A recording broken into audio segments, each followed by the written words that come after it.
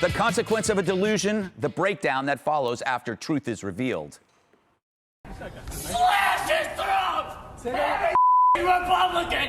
Slash Republican throats! Slash fascist throats! Death to fashion! That person's gonna do well in life. Imagine being his parents. I'd make a joke, but I feel sorry for them. It's a breakdown, which you also see on social media where celebrities resort to all caps insanity in response to cheeky memes. Remember this one? Trump just reposted it, prompting Bette Midler to scream frantically, "You think this is a joke, don't you? It's not. He means it. He will change the rules and his enablers will let him. If he wins again, he will rule you until he dies. Oh my God. You die or both, then you get Ivanka." If you're lucky. Of course, that's a joke, but maybe not. At least Ivanka is sane. Midler is so nutty, elephants keep trying to eat her. Meanwhile, after Trump's presser, CNN goes full Freudian. This was a very disturbing tableau for the country. It was dark because he's made clear that his mind is dark. This is somebody in deep psychological distress right now, self-pitying, insecure, angry.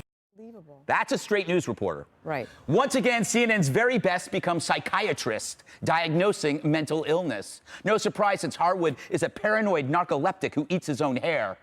I'm kidding, but see, anyone can play doctor, especially in times of hysteria, when you see someone else's good time as your bad. Emotion fuels the anger. The media gins it up for ratings, making The Hangover worse once the fantasy collapses. It happened before, righteous rage followed by depression, and it'll happen again. But remember, the media and the Dems resorted to similar attacks on Reagan, Bush, McCain, Bork, and yes, even poor Mitt, the dog abuser. But the attacks on Trump are more plentiful and more intense. Why is that? Because he fought back. Remember when people mocked Trump defenders who would say, "But he fights"? Hell, they were right. It's why he's winning and why the other side keeps screaming.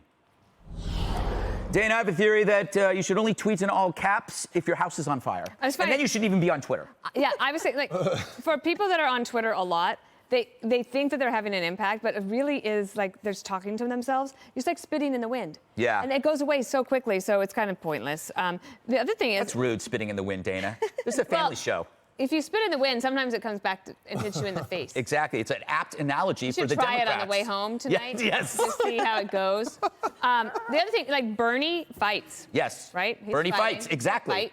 Yeah. He's not gonna take these Iowa right. results lying down. Mm-hmm. He's gonna fight it. Mm-hmm. I take a lot of things lying down, Lawrence, because I'm lazy. Let me ask you this. Right. Did you see that? What did you think of that video of that kid? Isn't that the creepiest That's thing? crazy. Like, I thought it was funny, and then I look at it, I go, what is wrong with these people in college? Well, I covered college for 2 years at Campus Reform, and this is typical behavior. These people, and it's part of the professor's fault as well, because, you know, we think the other side I think Juan has bad ideas, but I love Juan. We can go and have a drink and everything. They're being taught that the other side on college campuses are evil. Yeah. That they're a threat to democracy, that they're a threat to the country. And so when you have these developing minds that should be learning both sides of the political spectrum, and you put that nonsense in their head, they just start reacting like that. You know, Juan, I heard... Maybe on something, too. We don't know. Yeah, I heard that kid, Juan, is actually now getting a job at CNN as a media reporter. Could be. Yeah, I don't know. but what do you... Or maybe it'll replace you. I don't know. What do you think? Seems to me, though, that, I mean, it's crazy to extrapolate from that's just bad behavior and clearly threatening. I would, if the police are aware of it, they should be checking him out. Yeah, true. And drugs may be an issue, but you can't extrapolate from that and say, oh, that's typical behavior on college. I use three examples. Or you would say, oh, let me just say, if you took an example of a right-winger saying something crazy and said all Republicans are all conservatives, we'd say, no, that's not fair. Three's a trend, Juan. Oh, I have three examples. Yeah.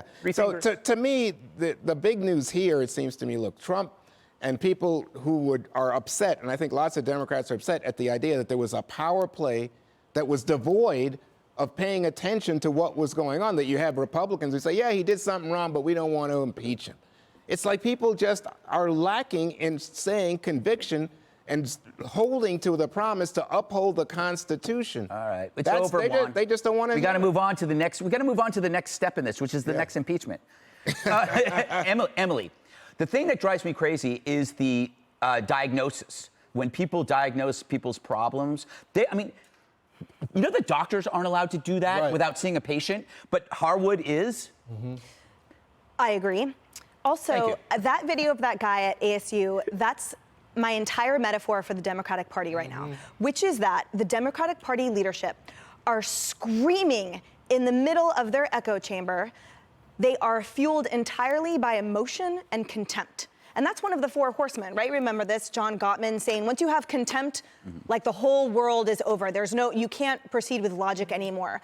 And meanwhile, while this guy is like literally going crazy, screaming at what he thinks is so true, all around him is everyone, oh, I gotta get to class in about 20 minutes. I'm videotaping this insane guy. Like, what am I having for dinner? I gotta do this. Because meanwhile, we have all these statistics that came out that was covered in the State of the Union. I mean, the Dow has been up almost 60% since the election. S&P almost 56%. 90% of Americans are satisfied with their personal life. These are things that matter. So literally, the rest of the party is watching the leadership in the middle go beside themselves and make no production whatsoever. And at the end of the day, we're going to learn at the ballot box who made the most sense to them. It's not Pelosi. Yeah, well, let me just tell you, it's like, what is it, 80% of Americans are represented by the senators who voted to convict and remove this president. Hey, well, you know, it didn't work out.